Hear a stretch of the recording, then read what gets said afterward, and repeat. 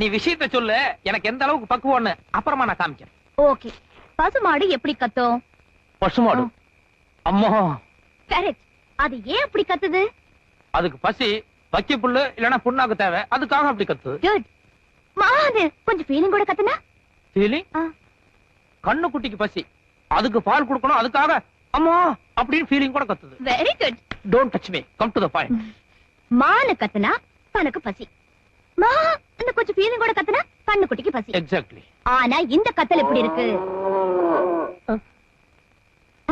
இது வேற மாதிரியா அடி வயித்துல இருந்து சத்தம் வருதே. அந்த ரெண்டு கத்தலுக்கும் இந்த கத்தலுக்கும் வித்தியாசம் இருக்கும். No, here also lot of difference is there, no?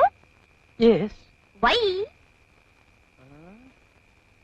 தனக்கு பசின்னு கத்தி கேள்விப்பட்டிருக்கேன், தன்னுடைய குழந்தையான கன்றுக்கு பசின்னு மா ஃபீலிங் கூட கத்தியும் கேள்விப்பட்டிருக்கேன். ஆனா அது ரெண்டும் இல்லாம அடி வயித்துல இருந்து ஒரு மாதிரியா மா அப்படின்னு கன்ஃபியூஷன் சத்தம் வருதே. ஏன்? அறிவு கட்டவன 3 நாளா அக்கம் பக்கத்துல யாரையும் தூங்க விடாம பசுமாடு இப்படி கத்திக்கிட்டே இருக்க. நீ மட்டும் 2 பொண்டாட்டி கட்டிக்கிட்டா சரியா போச்சா? அப்பப்ப பசுமாட்ட காலைகிட்ட சேர்க்கணும்னு உனக்கு தெரியாது?